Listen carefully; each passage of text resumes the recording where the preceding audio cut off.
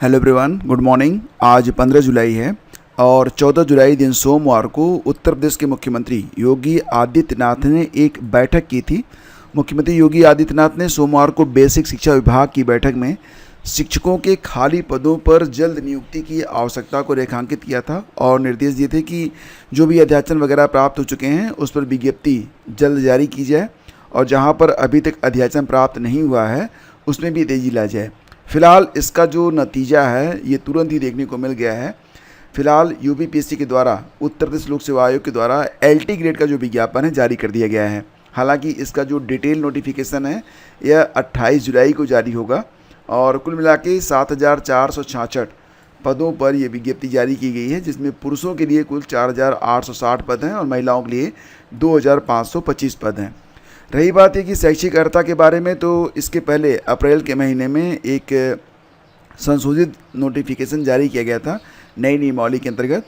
तो वो नियमावली ऑलरेडी हम लोग डिस्कस कर चुके हैं।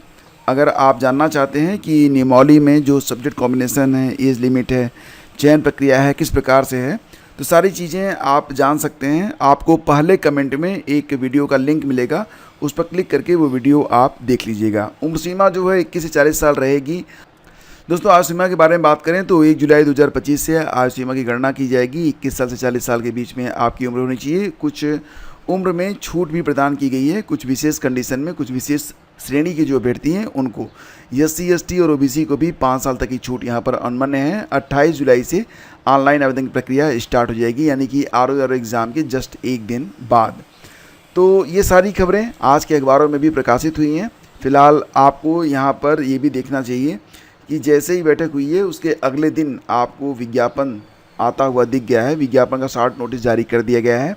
रही बात ये कि अब प्राइमरी में और साथ ही साथ TGT PGT और असिस्टेंट प्रोफेसर के लिए विज्ञापन कब तक जारी होंगे। तो फिलहाल फ्रेंड्स, यहाँ पर अगर हम बात करें शिक्षा सेवा चयन आयोग के बारे में, तो अभी तक जो अध्याचन वाला पोर्टल है, क्योंकि उसमें कुछ तकनीकी खामियां बताई जा रही हैं, तो अब इन खामियों को दूर करने के लिए यहाँ पर प्रयास किए जा रहे हैं। कहा जा रहा है कि अब अध्याचन का प्रारूप आयोग, शिक्षा निदेशालय और NIC के प्रतिनिधि मिलकर तय करेंगे और इसके लिए जल्दी एक संयुक्त बैठक जो है वो बुलाई जाएगी। तो फिलहाल तो एक बात तो तय है कि अगर सभी लोग यहाँ पर रहेंगे एक साथ तो कोई कमी की संभावना तो नहीं रहेगी और मुझे लगता है आने वाले 2-3 महीने में आपको TGT PGT का नया विज्ञापन भी देखने को मिल सकता है। फिलहाल यहाँ पर कार्मिक विभाग को भी बुलाया गया था, तो कार्मिक विभाग ने कहा कि इसमें विभाग की कोई विशेष भूमिका नहीं है। ऐसे में आयोग, शिक्षा निदेशालय और NIC के जो प्रतिनिधि हैं वो संयुक्त रूप से बैठक करके अध्याचन के प्रारूप को फाइनल कर दें। तो अब जल्द ही आपको एक उम्मीद यहाँ पर ये भी जग रही है कि प्राइमरी में भी, माध्यमिक में भी और उच्च शिक्षा में भी शिक्षकों के पदों के लिए जो विज्ञापन है देखने को मिल सकता है। फिलहाल अभी अभ्यर्थियों को तो यूपी TGT PGT 2022 की परीक्षा का इंतजार है, जिसके लिए कल पत्थर गिरजाघर पर प्रदर्शन भी किया गया था और अभ्यर्थियों ने ये भी कहा है कि अगर 29 जुलाई तक कोई फाइनल डेट नहीं आती है TGT PGT की, तो इसके बाद एक आंदोलन किया जाएगा। तो फिलहाल अभी जो है ना मतलब यूपी TGT और PGT को लेकर कोई भी फाइनल डेट नहीं आई है।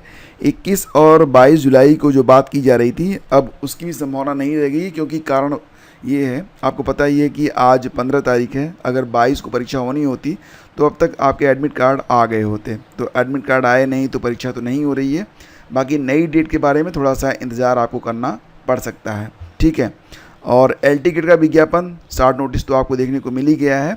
अब रही बात है कि GIC का नोटिफिकेशन कब तक आएगा, तो उम्मीद जताई जा रही है और अभ्यर्थियों ने यहाँ पर मांग की है कि खंड शिक्षा अधिकारी BEO के पदों पर भी तत्काल विज्ञापन जारी किया जाए।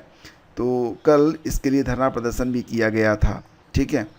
और यूपी में करीब 5,000 सरकारी स्कूलों को समाहित करने का मामला, स्कूलों के विलय मामले की सुनवाई करेगा सुप्रीम कोर्ट। तो फिलहाल सुप्रीम कोर्ट ने इस बात पर सहमति दे दी है कि उत्तर प्रदेश में जो सरकारी प्राइमरी स्कूलों का विलय किया गया है उस पर सुप्रीम कोर्ट उसकी समीक्षा करेगा।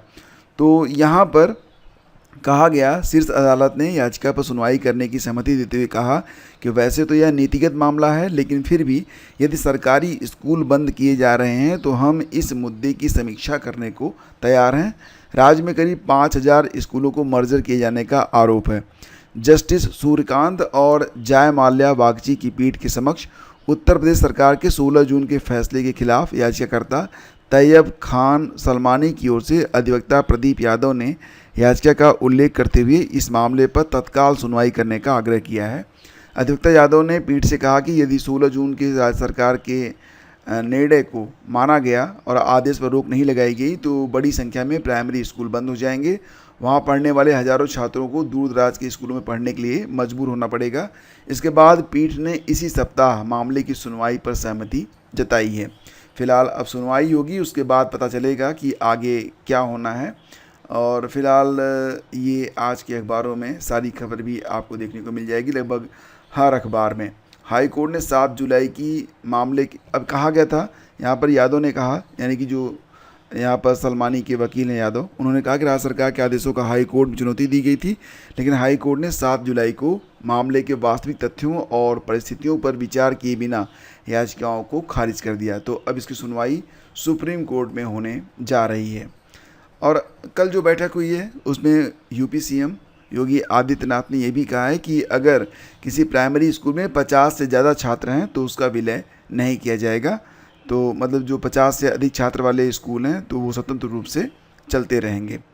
पीईटी की परीक्षा तिथि घोषित कर दी गई है। 6 और 7 सितंबर को यूपी SSSC पीईटी की परीक्षा करवाई जाएगी। इस बार जो 6-7 को परीक्षा होनी है, 2-2 पालियों में परीक्षा होगी। कुल 25.32 लाख अभ्यर्थियों ने आवेदन किए भी हैं। संख्या तो ऑलरेडी इसमें ज़्यादा रहती ही है और उम्मीद ये भी जताई जा रही है कि आपको इसी साल लोअर पीसीएस का जो विज्ञापन है देखने को मिल सकता है, वो भी यूपी SSSC 2025 के पीईटी की परीक्षा के माध्यम से।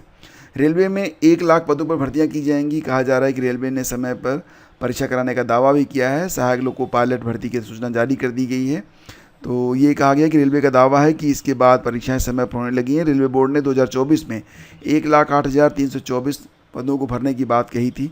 अभी फ़िलहाल देखते हैं कि विज्ञापन कब जारी होता है। और एक न्यूज़ यहाँ पर और भी है, केवल 3 घंटे में चलने वाली ट्रेनों का टिकट मिलेगा।